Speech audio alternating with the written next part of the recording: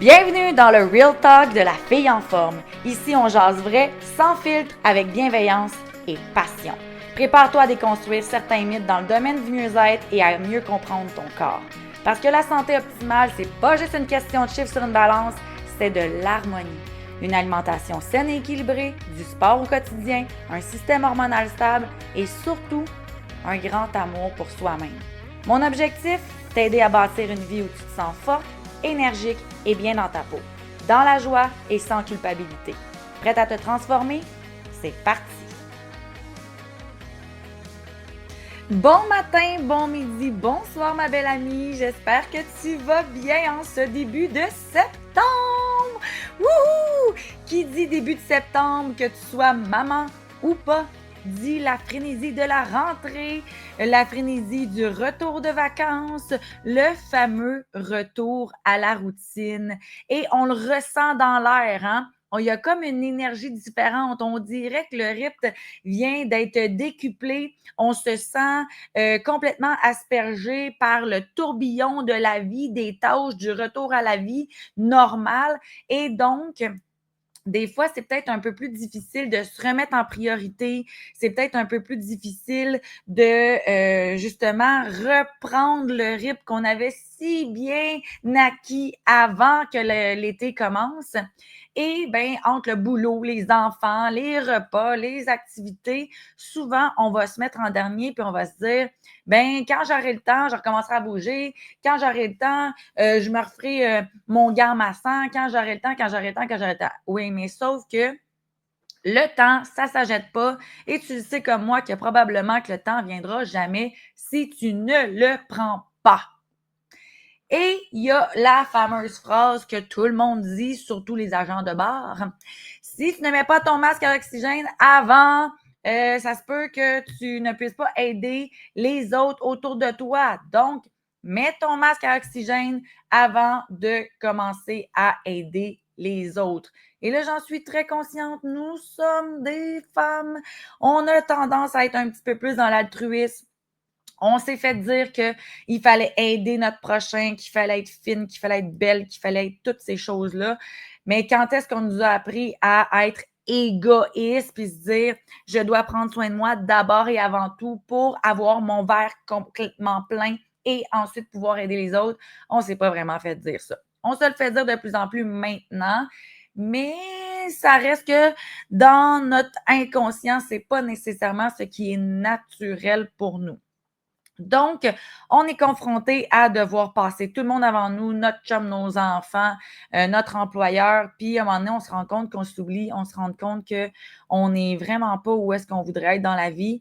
Et aujourd'hui, avec mes mosses de la rentrée, je veux te faire réaliser que utilise cette énergie-là de folie, de remise à la routine pour justement venir ancrer les 5 musts d'une routine bien-être pour être en top shape pendant l'aspect qu'on est en train de revisiter les routines, revenir au rythme de vie normal. Donc, premièrement, qu'est-ce qu'il faut comprendre? C'est qu'il faut comprendre qu'on arrive de l'été. Donc, souvent, ce qui s'est passé, c'est qu'on a eu un emploi du temps qui était peut-être carrément pas normal par rapport à ce qu'on vit habituellement dans l'année. Premièrement, beaucoup d'ensoleillement, donc on a souvent tendance à se coucher plus tard, on veut justement en profiter un petit peu plus, on a un rythme de vie clairement irrégulier et c'est normal, c'est l'été, il y a plus de choses à faire. Il y a des festivals, on se couche plus tard. Donc, si on se couche plus tard, on se lève plus tôt pour justement faire plein d'activités parce que c'est le fun. Il y a une certaine fatigue qui s'accumule. On a une alimentation qui se dérègle souvent à 100% du temps, même si on essaye, même si on se dit « j'ai commandé des salades dans les restaurants », ça reste que on a quand même dérégulé notre routine alimentaire d'avoir notre petit toast, notre banane avec nos 2 cocos, notre salade le midi, puis genre notre protéine, légumes le soir. Souvent, c'était pas ça. Puis veut pas, on est l'été, on s'est fait inviter à gauche, à droite, on a mangé des guimauves, on a mangé des chips, on n'a peut-être même pas nécessairement pris le temps spécifique pour bouger, même si on avait plus de temps, drôlement, on a bougé moins parce que gère les enfants, gère la roulotte, gère les activités, gère le chum, gère la route. On dirait qu'on a fait plus de route que jamais. Là. Je ne sais pas pour vous, mais moi, il me semble que mon odomètre dans mon char a genre décuplé dans les 2 derniers mois versus l'année au complet. Je suis comme tabarouette. J'ai donc bien fait de kilomètres. Ben oui, mais va chez la grand-mère à Acton.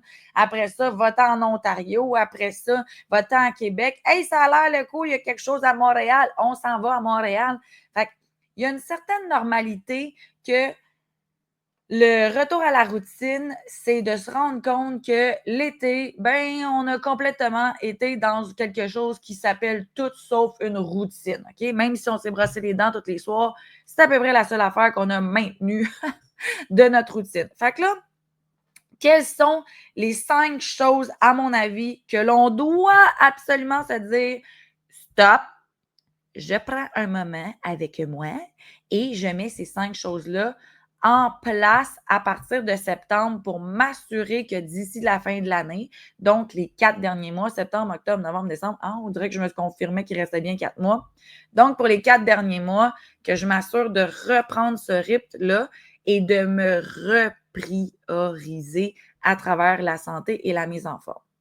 Le numéro uno, je pense que vous m'avez entendu le dire à peu près 150 000 fois, mais je vous dis, les filles, moi, c'est mon must le plus efficace. Bloque les moments à l'agenda. I'm sorry. Une personne planifiée, c'est une personne qui peut avoir du succès. J'ai rarement vu quelqu'un dire quand j'aurai le temps, je vais aller m'entraîner. Puis qu'à la fin de la semaine, j'ai demandé puis tu t'es entraîné? Puis qu'elle m'a dit oui, 6 fois. J'ai jamais vu ça. J'ai jamais vu ça Ça fait depuis 2013 que je suis entraîneur. J'ai jamais vu quelqu'un qui n'a pas planifié ses entraînements à l'agenda de s'entraîner. Fait que tu dois mettre tes séances d'entraînement, ton meal prep, tes moments bien-être, comme si c'était un rendez-vous avec quelqu'un. Parce que c'est un rendez-vous avec la meilleure version de toi-même, tu comprends? Puis je le sais, je te le dis, puis t'es comme, bon, là, t'es bien fatigante. OK, je vais commencer à faire ça. Ben, si tu veux commencer, premièrement, as-tu un agenda? Tu sais? Est-ce que ton agenda, toi, est dans ton cell? T'es prends où tes rendez-vous? Est-ce que c'est sur ton calendrier de frigo? Ben, c'est important. Moi, tous les dimanches, vous demanderez à n'importe qui a été un dimanche avec moi, là. J'ouvre mon agenda et je planifie ma semaine d'ensuite avec mes gym sessions, puis quand est-ce que je vais faire mon meal prep. Donc, hyper important de se mettre ces créneaux-là à l'agenda. Deuxième chose, je l'ai nommé dans le fait de le mettre à l'agenda, préparer sa semaine au niveau alimentaire. Et là, attention, si toi, tu aimes cuisiner vraiment beaucoup, là, c'est pas obligé que tu fasses tes 7 repas, 7 déjeuners, 7 dîners, 7 soupers. Sauf que tu peux-tu déjà te couper des légumes? Tu peux-tu déjà te faire cuire des œufs à la coque? Tu peux-tu te préparer des petites quiches omelettes? Est-ce que tu peux t'assurer que tu as fait un pain aux bananes sans gluten avec du chocolat noir? Au cas de tes petites fringales de sucre, parce que tu sais que tu es dans le cycle qui va peut-être te faire avoir des cravings.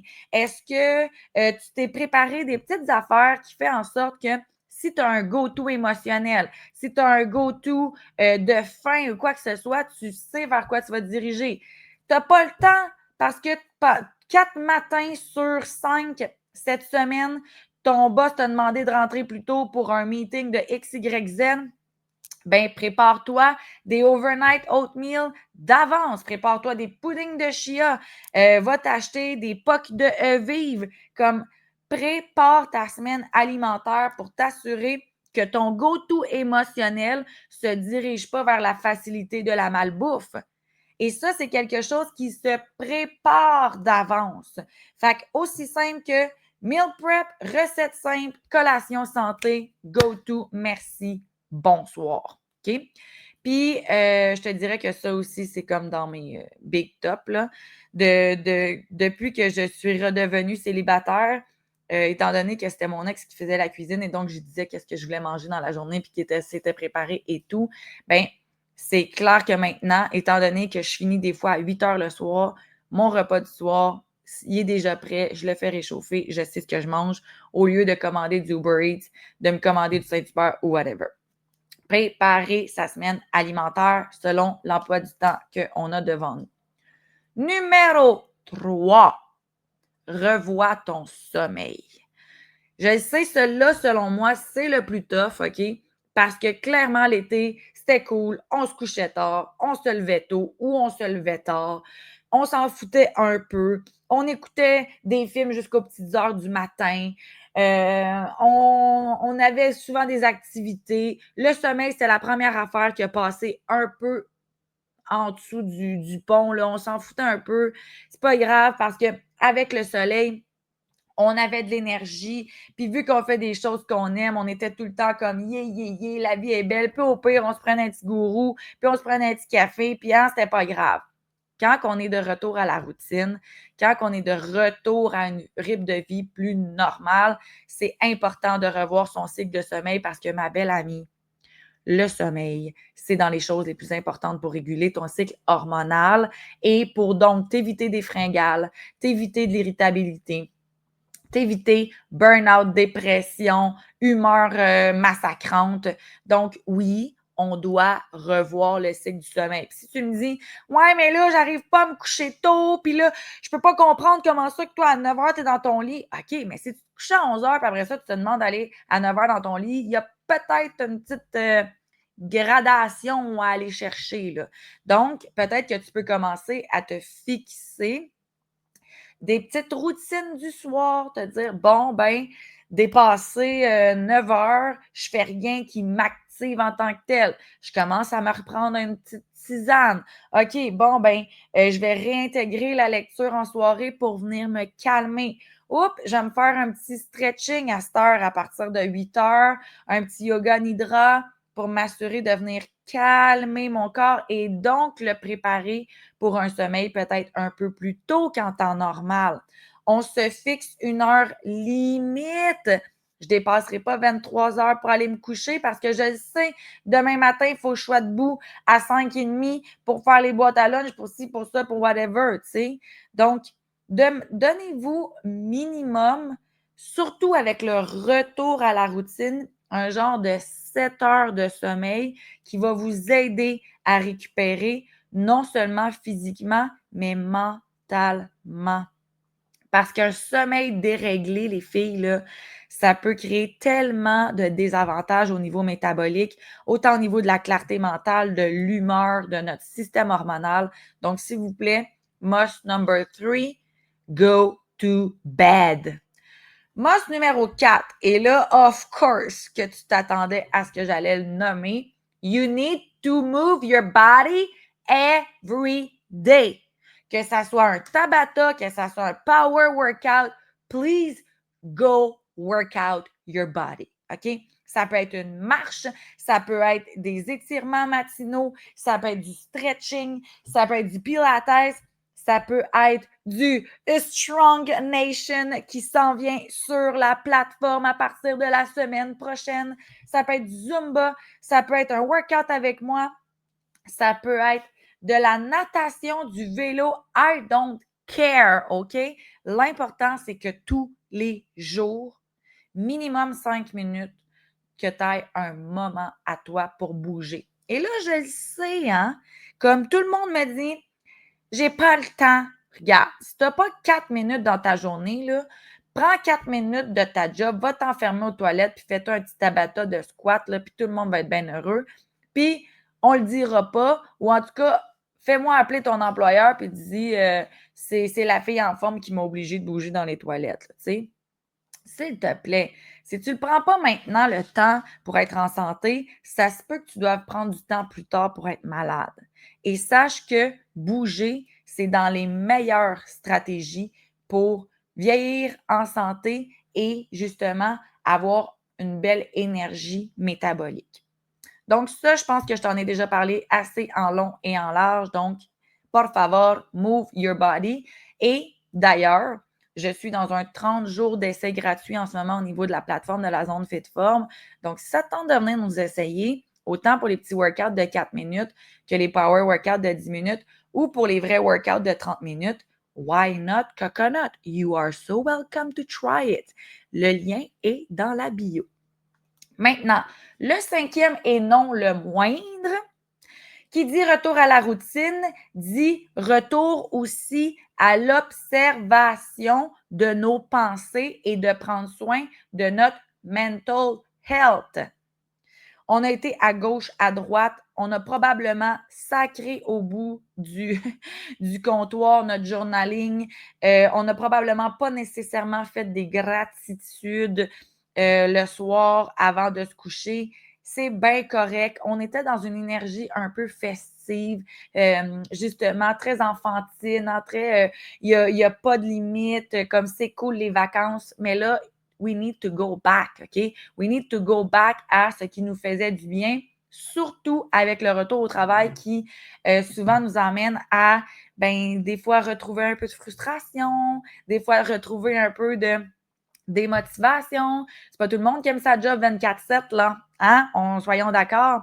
Fait que viens retrouver une petite routine mentale qui te fait du bien. Est-ce que c'est méditer? Est-ce que c'est d'écrire à tous les matins sur quelle belle et grande aventure vais-je vivre aujourd'hui? Qu'est-ce que j'ai envie de ressentir, moi, aujourd'hui? Qu'est-ce qui me ferait du bien? OK? C'est des petites phrases super le fun en journaling le soir, le matin, qui est agréable à venir se poser.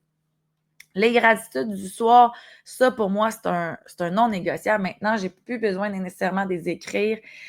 Dès que je pose la tête sur l'oreiller, je suis comme « Ah, merci pour ça ce matin. Merci pour ça. Merci pour ça. Merci pour telle personne dans ma vie. Merci pour le soleil. Merci pour le moment de détente que j'ai eu entre 2 clients, etc. » Donc, le fameux journal des gratitudes. Et d'ailleurs, si tu n'as pas encore le journal des gratitudes ou que tu ne sais pas par où commencer, j'en ai un à seulement 17 que tu peux te procurer justement dans le lien dans ma bio. Dis-moi d'ailleurs si tu te l'es procuré, là, comment tu aimes ça, puis si c'est venu changer quelque chose pour toi, parce que en théorie, il y a beaucoup d'études sur la gratitude qui fait que quand on se met dans ce mood-là de reconnaissance, on attire de plus en plus à soi et en grand nombre. Bien sûr, ces petites routines mentales-là vont t'aider à venir réduire le stress que souvent le retour au travail ou le retour à la routine va venir chercher. Et tant mieux, c'est le best, c'est ça qu'on recherche exactement avec le mental health.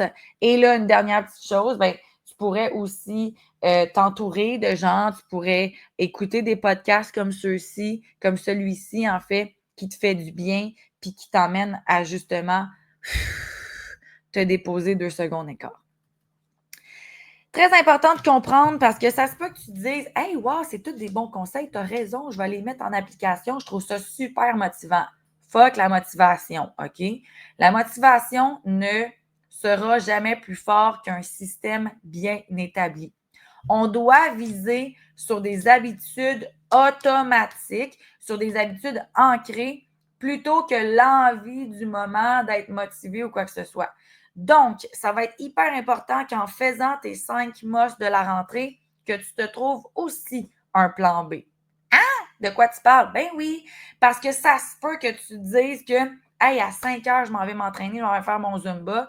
Finalement, ton enfant t'appelle, ton chum t'appelle, tu as un ami qui t'appelle, peu importe qui t'appelle, là, ta grand-mère, ta tante, ta cousine, on s'en fout. Ben, si la personne est dans le trouble, tu vas-tu vraiment dire, ben non, il faut que j'aille m'entraîner à 5 heures. Non, c'est comme, tu vas y aller, là. C'est comme, ça reste qu'on est des humaines puis qu'on aime nos gens alentour de nous, là. Mais là, ça va être quoi le plan B si tu ne peux pas aller à ton cours de Zumba de 5 heures dans ce cas-là?